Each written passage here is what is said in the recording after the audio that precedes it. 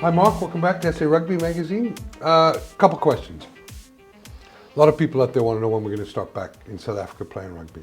Do you know? The talk is that contact training next week, third week of August, and competition to start second week of September. And that competition will run through to December. And if the Rugby Championship goes ahead as planned, end of November through to middle of December in New Zealand, then the national squad, which will be 35 to 40 players, will be taken out of the competition. And they will go and play in the Rugby Championships.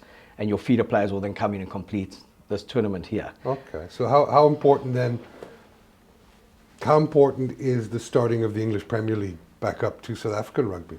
Yeah, I think huge interest from Jacques Nienaber and Rassie Erasmus in the South African contingent that are playing there. Sale Sharks, second on the table at the moment, 40 points. They reopened the season against Harlequins at Twickenham. Faf de Klerk had his face painted onto the Hello Twickenham turf, seen as one of the three superstars to promote the reopening of the Premiership. And there's been consistently 7 South Africans playing for Sale this season.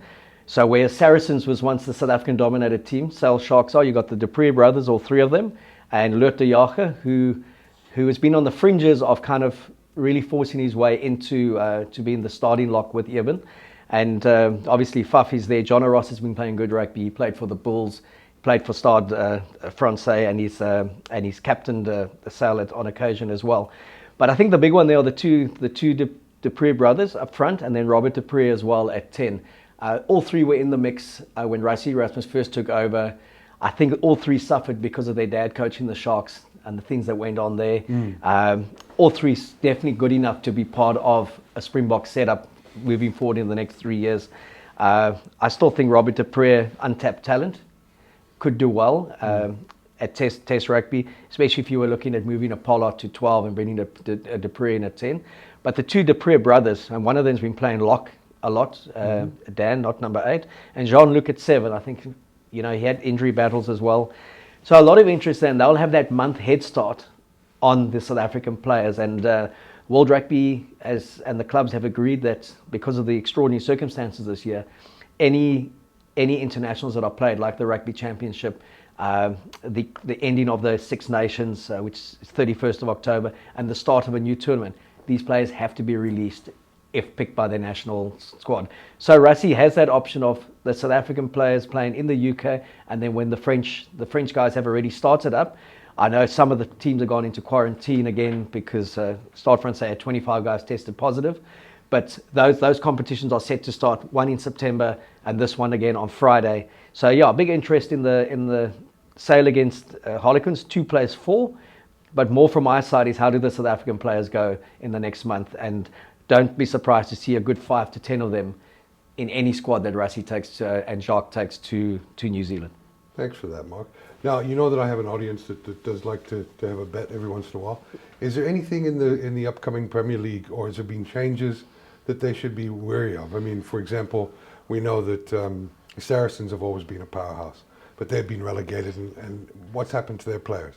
What's happened to player movement over the Premier League during lockdown? Yeah, look, Leicester have had a lot of change, but the changes only are effective in the new season. But it's, do they play those players now, knowing that they've signed for other clubs? Saracens, the 2 or 3 of their bigger names, mostly Atoje and Owen Farrell, have committed to Saracens. They're going to play in the Championship next year. Eddie Jones says it's not an issue. Warren Gatlin says for the Lions it's not an issue. They're quality players. They'll slot into wherever. I think you're looking at Exeter at the moment are top of the table, 45 points. They've been the most consistent side for a while, along with Saracens. And Sale they've been coming for the last couple of years. They're up there. Second place, Faf de Klerk, hugely instrumental to how well they've played and what they're doing. And that acknowledged by the kind of press he gets in the UK. Harlequins, handing in their 4th, kind of team that could get to the playoffs. And I still think, though, you're looking probably at a Sale and an Exeter to compete in a final in the next couple of months. But all the player movements are for next season. You're looking at all those salary caps. For now, the big difference is they're playing behind closed doors. So minimal crowd attendance in terms of just support staff and that.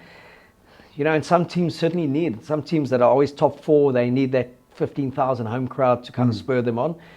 And as you know, we've been chatting, and you've been saying one of the big things in the NBA is the familiarity that a lot of the players have, because they're playing effectively in gyms, they're not playing with crowds, so the scoring's been higher. One doesn't know what's going to happen in this first couple of weeks. Form barometer will only be seen by week 2 or week 3. We go back to the English Premiership. Man United couldn't buy a win with 50,000 at Old Trafford when there was no one there. They couldn't lose. So maybe their key is not to play in front of crowds. So I think that would be the biggest thing. How are these players going to adapt to not having that kind of added adrenaline that the crowd brings?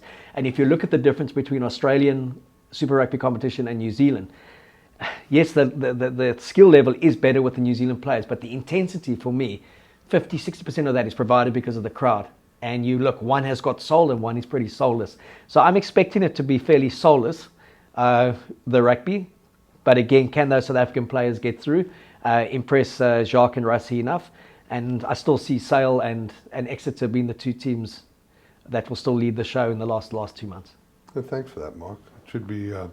I will be betting on the rugby on the weekend, but the teams haven't been released yet, so we'll cut a video tomorrow and try and do some handicapping on that. Yeah, and I just want to say congratulations on the Betway investment into Moneyman Show and on your NBA streak. What's it, 11? Yeah, 11. Thanks, Mark. It's actually, going back to last year, it's 15, but I mean, I live in the now, so it's 11. It's pretty good. Pretty cool. Thanks, Mark, for coming.